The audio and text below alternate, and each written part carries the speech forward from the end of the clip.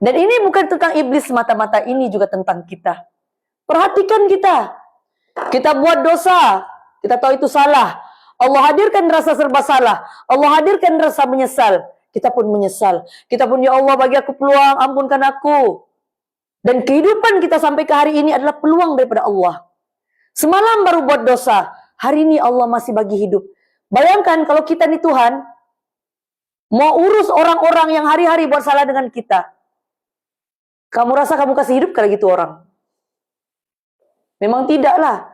Kalau kita ada kuasa kasih mati orang, kamu rasa kamu biar dia hidup kah kalau kemarin-kemarin dia balik-balik buat salah sama kita?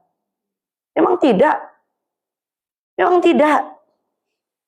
Tapi Allah sudah bagi peluang hari-hari, sudah berpuluh tahun, 40 tahun, 30 tahun, 20 tahun, belas-belas tahun. Kasih peluang kita hidup.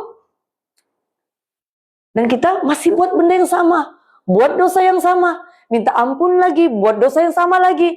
Inilah perumpamaannya. Bukan hari itu kau menyesal kah?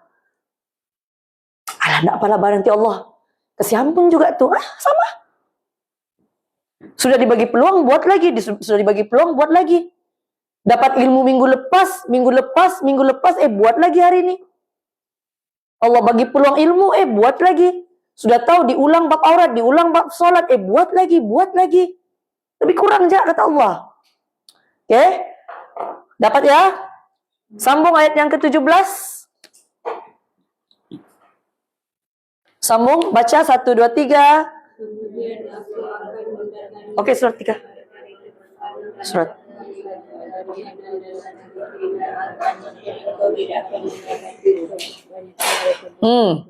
Apa tuh? Siapa cakap nih? Iblis masih panjangnya dia cakap. Punya banyak dia cakap. Allah bagi peluang, Allah sebagai dia peluang, dia punya cakap lagi banyak daripada apa yang Allah cakap. Sama macam kita. Simple Allah nih, simple. Allah bagi peluang hidup. Bertambah lagi 24 jam, bertambah lagi 10 jam, bertambah lagi 12 jam. Dalam tempo jam-jam yang Allah bagi itu, berapa banyak kita patuh kepada Allah? Ini perumpamaannya. Banyak cakap, banyak dengar, banyak nonton, banyak cakap, banyak jalan, banyak makan, banyak minum. Tapi semua kita tidak buat karena Allah. Sama dengan apa yang berlaku yang Allah ceritakan dalam Al-Quran sekarang. Oke? Kemudian kata iblis, aku datangi mereka dari hadapan mereka serta dari belakang mereka, dan dari kanan mereka serta dari kiri mereka. Dan engkau, tengok dan engkau tidak akan dapati kebanyakan daripada mereka bersyukur. Betapa biadabnya iblis. Lebih kurang kita aja sebenarnya. Betapa biadabnya kita manusia. Allah masih kasih hidup kita hari ini. Hari ini kita masih menjalani kehidupan. Pinjam kaki, mata, tangan, hidung, mulut. Pinjam semua daripada Allah. Minta duit dengan Allah. Minta rezeki dengan Allah. Mengharap belas kasihan Allah. Tapi kita masih sulami kehidupan kita dengan banyak maksiat dan dosa.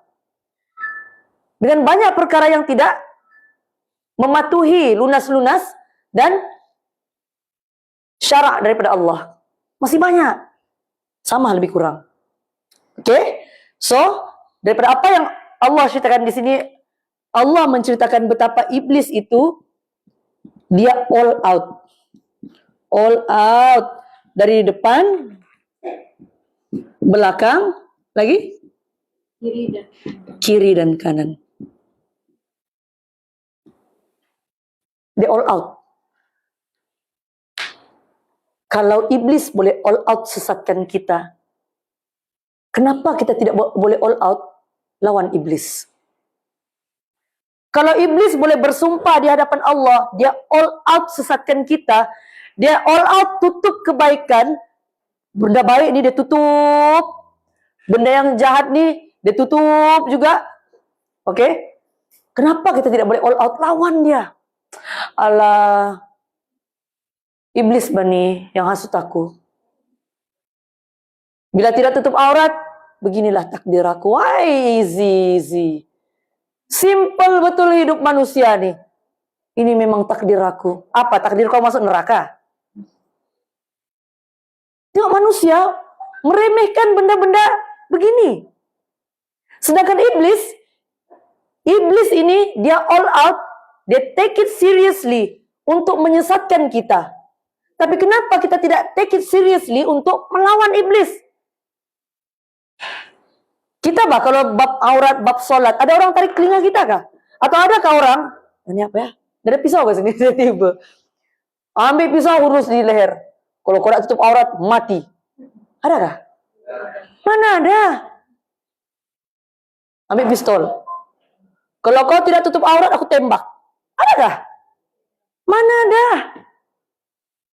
Mana ada ugutan-ugutan yang membahayakan kita sampai aku terpaksa nih buka aurat. Sebab apa? Saat ada orang mau timbak aku. Ada? Tiada. Pilihan siapa? Pilihan sendiri. Iblis tuh dia cuit-cuit sikit ja. Dia jentik-jentik sikit ja. Dia tepuk-tepuk sikit ja. Cantik bah kalau kau begitu. Dia puji sikit ja. Dan kita pun mudah terbuai. Dan kita pun cepat terpedaya. Kita tidak all out lawan. Kita tidak all out lawan. Kita kalau mau menang, kita all out atau kita biasa-biasa? All out. So yang all out ni kan, dalam ni dia sebut depan, belakang, kiri, kanan, atas, bawah dan maksudnya. Oke. Bila kita belajar bahasa Arab dalam Al-Quran, bila Allah bagi perumpamaan depan, belakang, kiri, kanan, means semua. Semua. Sama dengan nombor. Contoh nombor, menjawab soalan Kak Rina tadi, mungkin saya boleh ulang sedikit soalan Kak Rina kepada kawan-kawan kita di live. Kak Rina cakap, kalau depan, belakang, kiri, kanan tu maksudnya atas, bawah tu termasukkah? So, ini metafora daripada Allah. Menunjukkan betapa all out-nya iblis. Termasuk atas, bawah, means dari segenap penjuru. Oke? Dari segenap penjuru. Ada juga yang mengatakan atas itu Allah. Satu, bila kita angkat berdoa, kita perlu tadah ke langit. Oke? Tapi saya tidak mau ulas tentang itu, nanti panjang cerita. So, apa yang saya ingin sampaikan, dia all out itu means dari segala penjuru. Contoh dari sudut nombor dalam Al-Quran. Contoh dalam Al-Quran, Allah kata apa? Kalau kita bersedekah umpama 700 tangkai. Bila kita sedekah satu, contoh, sedekah satu akan menumbuhkan satu pokok, mengeluarkan 7 dahan. Di setiap dahan ada 100 benih, ada 100 lagi, apa benih kayak? Ada 100 lagi, ranting-ranting kecil. So, 7 kali 100, 700. Ini perumpamaan menunjukkan banyak. Jawablah, ya aku tadi derma RM1. Darab 700, mesti aku dapat 700 kan lepas nih. Itu salah. Maksudnya banyak. Oke, maksudnya banyak. Ramai orang salah paham benda nih. Berapa kau punya keperluan? RM70. Nah, kau dermalah 10 sen. Darab 700 jadi RM70. Ramai orang salah paham. Maksudnya banyak. Oke. So, kembali kepada sini. So, iblis ini dia all out. So, tolong pegang ya. Kalau iblis boleh all out di hadapan Allah, bersumpah bahwa dia akan menyesatkan manusia, tolonglah jangan kalah dengan iblis. Tolonglah. Kita mau biar iblis menang? Jangan. Jangan. Itu bukan excuse. Contoh, Allah cerita dalam Al-Quran. Allah cerita dalam Al-Quran. Ada manusia nih dalam neraka, dia cakap begini dengan Allah. Ya Allah, iblis nih yang hasut aku. Sebab tuh aku buat salah. Ada cerita benda di dalam Al-Quran. Dia mengadu dengan Allah, dia mengadu dengan malaikat, keluarkanlah aku daripada neraka ya Allah. Sebab iblis yang hasut aku nih. Apa iblis jawab? Aku hasut je, yang kau ikut kenapa? Aku hasut je. Siapa suruh kau ikut? Dan Allah kata, ngam sama-samalah kamu. Sama-samalah kamu berjimbar dalam neraka. Nauzubillah min zalik, ajaranallahu wa iyyakum minha. So sahabat-sahabat semua, tolong. Allah sudah bocorkan rahasia ini dalam Al-Quran. Jangan kita sia-siakan ilmu ini. Jangan kita abaikan ilmu ini sangat penting. So kalau kita sedang mau buat kebaikan, tapi ada yang menghalang, percayalah, itulah talbis iblis. Lawan. Oke?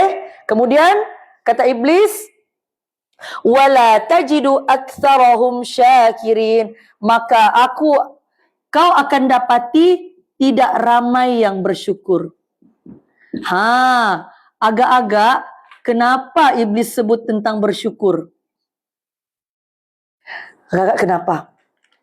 Selepas iblis bersumpah, dia akan halang dari depan, belakang, kiri, dan kanan.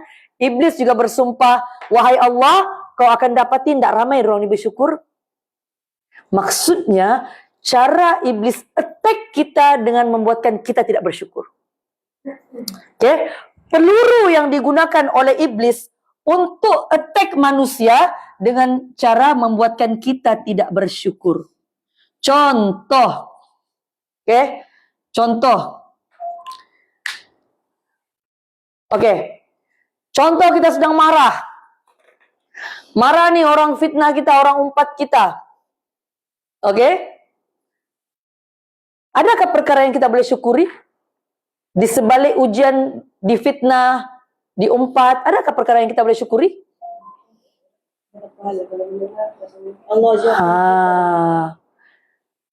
Saya sudah dengar beberapa jawaban.